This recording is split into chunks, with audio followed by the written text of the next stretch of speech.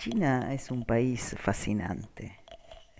Nosotros vamos a estudiar en este video cómo pasó del feudalismo a un sistema de economía planificada durante 50 años para terminar en una forma de capitalismo muy particular al punto tal de llamarlo capitalismo a lo chino.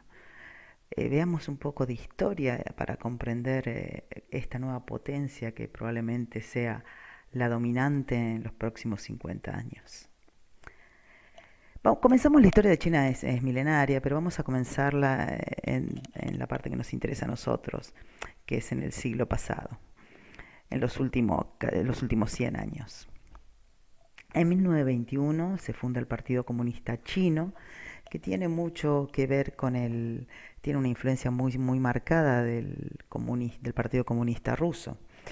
Eh, China tenía una particularidad muy especial y es que la organización económica dentro de su país era del tipo feudal, donde existían señores de la guerra que eran los dueños de una parte del territorio, de distintos sectores del territorio, como podemos ver en este mapa, hacían las veces de caudillos militares. Y esos caudillos militares peleaban entre sí, manteniendo a la gente, a la población, en unas características de pobreza y de analfabetismo alarmantes. Esas condiciones fueron las que favorecieron la llegada de determinadas consignas, como por ejemplo que la tierra sea para quien la trabaja, y las promesas de redistribución del suelo, lo que permitió que muchos de los millones de los agricultores chinos pasasen a las filas del Partido Comunista, que se fundó en 1921. A partir de ese momento, China comenzó a tener un montón de conflictos internos que terminaron en 1949, luego de guerras cruentas, de una guerra civil muy importante en su país, donde resultó vencedor el Partido Comunista Chino, liderado por Mao Zedong, y en 1949 realizó la declaración de la República Popular China bajo el lema del sistema de economía planificada o comunismo que existía en ese momento en Rusia. Básicamente hablaba de poner en marcha una reforma agraria, eliminar la propiedad privada y expropiar todas las empresas extranjeras, estatizando también el incipiente sistema financiero que tenían en ese momento en China.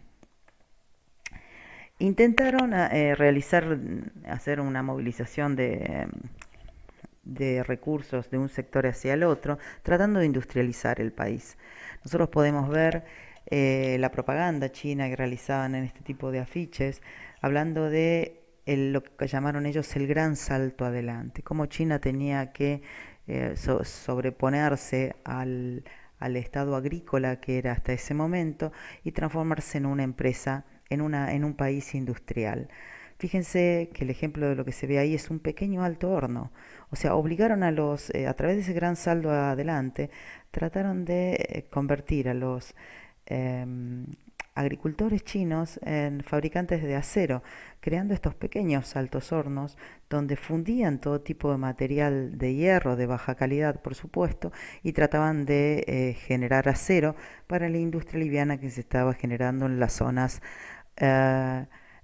urbanas, mientras la población trataba de mantener en las zonas rurales mantenía una economía de subsistencia y dejaba de lado la producción de grano para dedicarse a esta producción poco rentable, digamos, de acero de mala calidad, por supuesto.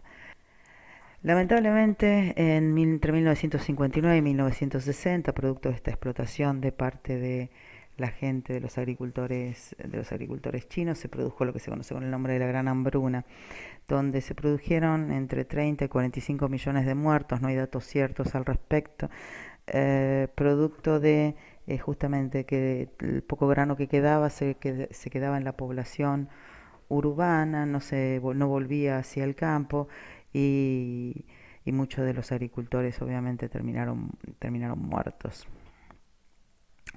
Mao Zedong, luego de este fracaso en 1966, para tratar de mantenerse en el poder, inicia una, una nueva estrategia que llamó la Revolución Cultural. Mao cerró institutos de enseñanza secundaria y mandó a los estudiantes a recorrer el país. Eran una especie de embajadores y se llamaban los guardias rojos, ¿sí? Esos guardias rojos eh, leían lo que se conocía como el libro rojo de Mao Zedong, como el que están viendo ahí en los dibujos. Y ese libro rojo tenía todas las enseñanzas del comunismo, del maoísmo, y para poder imponerlo impusieron la quema de libros, impusieron a los sospechosos de traición confesiones públicas como la que vemos en la foto, cortándole el pelo, enviando gente a la cárcel, campos de reeducación, etcétera. Persiguieron a millones de disidentes para evitar que estas personas llegaran al poder. Fue una casa de intelectuales, básicamente.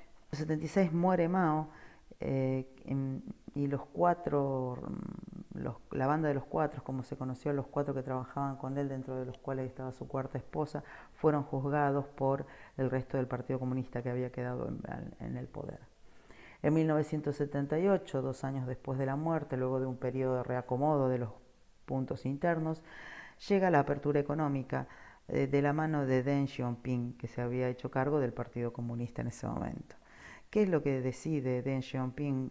Que tiene que haber un cambio fundamental en la economía. Y acá en este punto es cuando China deja de ser comunista y pasa a abrirse al mercado. Empieza a transformarse en capitalista, pero de una manera lenta. En principio se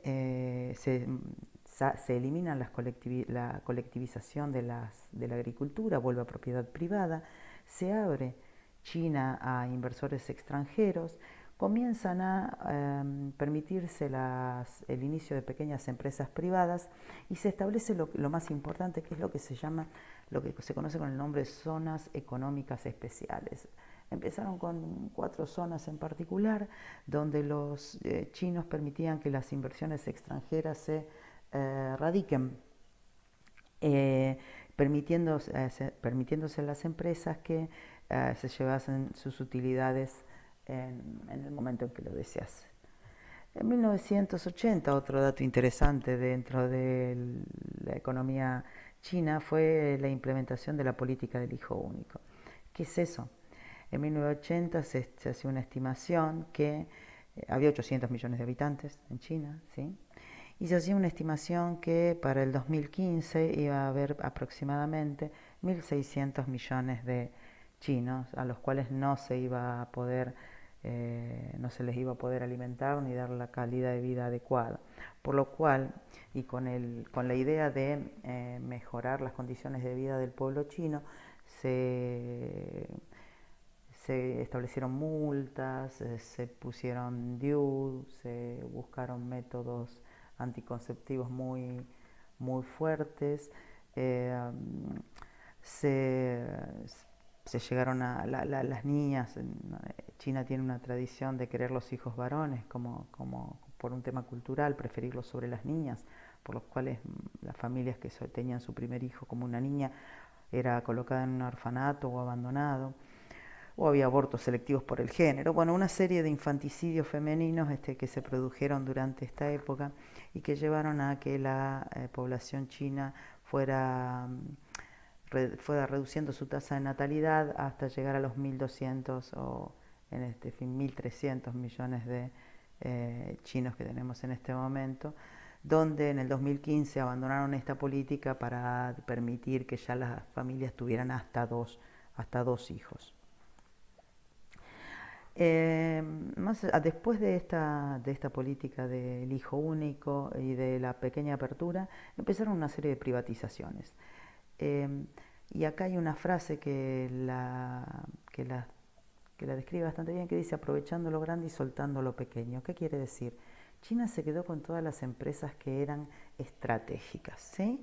todas las empresas que eran estratégicas, como el ferrocarril, todo lo que tuviera que ver con transporte, lo que tuviera que ver con hidrocarburos, lo que tuviera que ver con energía.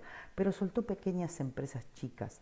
¿Para qué? Para que a veces los gerentes de esas mismas empresas, los administradores de esas empresas, se convirtieran en propietarios de las mismas y las hicieran más rentables, cosas que no estaba sucediendo hasta ese momento, ya que eran absolutamente eh, ineficientes.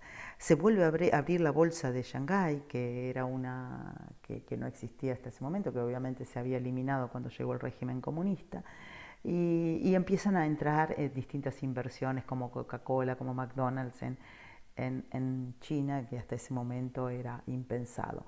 ¿Cuál era el objetivo de China? Entrar en la Organización Mundial de Comercio. Ese objetivo lo consigue en el 2001. En el 2001, luego de 15 años de luchas y de persistir y de cumplir con los distintos objetivos que le establecía la Organización Mundial de Comercio, China es admitida en esa Organización Mundial de Comercio, lo cual le abre una gran puerta para comerciar justamente con el mundo, manteniendo siempre como característica fundamental que el yuan, que es el peso chino, estaba siempre por debajo del dólar. ¿Sí? Pero eso era una estrategia de los chinos, justamente porque toda su estrategia se basa en exportar más de lo que importan, lo que vamos a conocer con el nombre de mercantilismo, primera fase del capitalismo. Eso es lo que ellos hicieron, o sea, siguieron el camino del capitalismo. En este momento estaban en la fase del mercantilismo, balanza de pagos positiva, para lo cual tenés que tener una moneda por debajo de la moneda fuerte, en este caso de Estados Unidos. Luego en el 2002, en el periodo que va entre el 2002 y el 2009, se hicieron una serie de privatizaciones medianas, donde ya como ustedes pueden ver, Swansea, que es la ciudad que están viendo allí abajo, es una de esas islas de zonas económicas especiales, donde se empiezan a desarrollar, la economía china empieza a tener resultados extraordinarios, apareciendo los primeros chinos, ¿sí? Con miles de millones de dólares ya, esos primeros chinos, que se vieron favorecidos por también las privatizaciones de estas empresas medianas que habían sido del Estado en su principio, y de todas las ventajas que les ofrecían las zonas económicas eh, especiales. Apareció lo que se conoció con el nombre de autoritarismo descentralizado. ¿Qué quiere decir? Que le daban autonomía a cada una de las zonas, por ejemplo las zonas del sur, para que ellos establecieran, para que las autoridades de esa zona establecieran las condiciones que fueran más atractivas para las empresas multinacionales, para instalarse en esos sectores y dar trabajo y generar excedentes exportables hacia otros países. De esta manera, China consiguió, si nosotros vemos la evolución del PBI, el de China es este que está en azul, vemos cómo luego de esa primera etapa de privatizaciones que surge en el 97 y 98, entra en la Organización Mundial del Comercio en el 2001, y a partir de ahí, fíjense cómo va creciendo el PBI de China de manera ascendente. Sí, acá no se aplana ninguna curva, todo lo contrario, va creciendo eh, con una pendiente impresionante, hasta llegar, bueno, estos datos que tenemos son del 2016, donde ya está muy cerca de Estados Unidos, ¿sí? Se acerca bastante a Estados Unidos, eh, y a través de la presidencia de Xi Jinping, que lo deben haber visto seguramente, estuvo acá en el G20 en Argentina, y maneja la economía más importante del mundo desde el 2013, que es presidente del Partido Comunista Chino y es primer ministro chino, y lleva adelante a China a convertirse probablemente en la primera potencia mundial.